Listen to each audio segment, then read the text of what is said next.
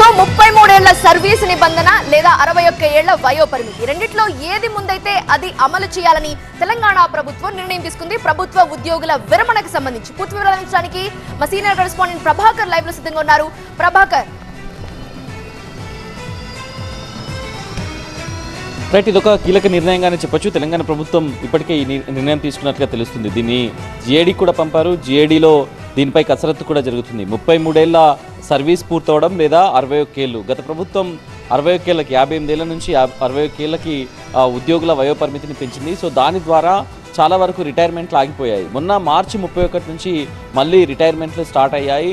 So దీని ద్వారా కొత్త పోస్టులు క్రియేట్ అయ్యే అవకాశం, వేకెన్సీస్ కల్పించే అవకాశం కలుగుతుంది. సో దాని ద్వారా నోటిఫికేషన్స్ ద్వారా నిరుద్యోగులను కూడా భర్తీ చేయొచ్చు అనేది ప్రభుత్వ నిర్ణయంగా కనిపిస్తుంది. గతంలో వయో పరిమితిని పెంచినప్పుడు చాలా వరకు వ్యతిరేకత వచ్చింది నిరుద్యోగుల నుంచి. నిరుద్యోగుల ఆందోళన కూడా చేపట్టారు వయో పరిమితిని పెంచడంని వ్యతిరేకిస్తూ. సో ఇప్పుడు ఈ ప్రభుత్వం తీసుకున్న నిర్ణయం 33 ఏళ్ల సర్వీసు లేకపోతే 61 ఏళ్ల వయో పరిమితి, ఈ రెండిట్లలో ఏది ముందుగా వస్తే అది. బేసికల్గా మనం దీన్ని జ్యుడిషియల్లో చూస్తుంటాం. 5 ఏళ్ల కాల పరిమితి లేదా 60 ఏళ్ల వయో పరిమితి అనేది పదవీ కాలానికి సంబంధించి కానీ ఆ పోస్టుకు సంబంధించి కానీ జ్యుడిషియర్లో చూస్తుంటాం. ఇప్పుడు ప్రతి ఎంప్లాయీకి కూడా ఇదే నిబంధనలు పెట్టాలనేది అయితే ప్రభుత్వం ఆలోచిస్తుంది. సో దీనికి సంబంధించి కసరత్తు చేయాలనేది అయితే ప్రభుత్వం భావిస్తుంది.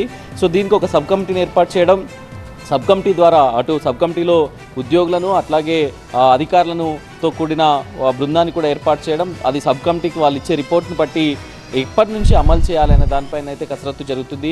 ఎలక్షన్ కోడ్ ఉన్నందున ఇప్పుడు సబ్ కమిటీని ఫామ్ చేయడం కానీ లేకపోతే ఉద్యోగులతో సమావేశాలు కానీ కుదరదు. సో దీన్ని ప్రభుత్వం ఒక ఫ్రేమ్ చేయనుంది, ఒక నిబంధనలు అయితే ఫ్రేమ్ చేయనుంది.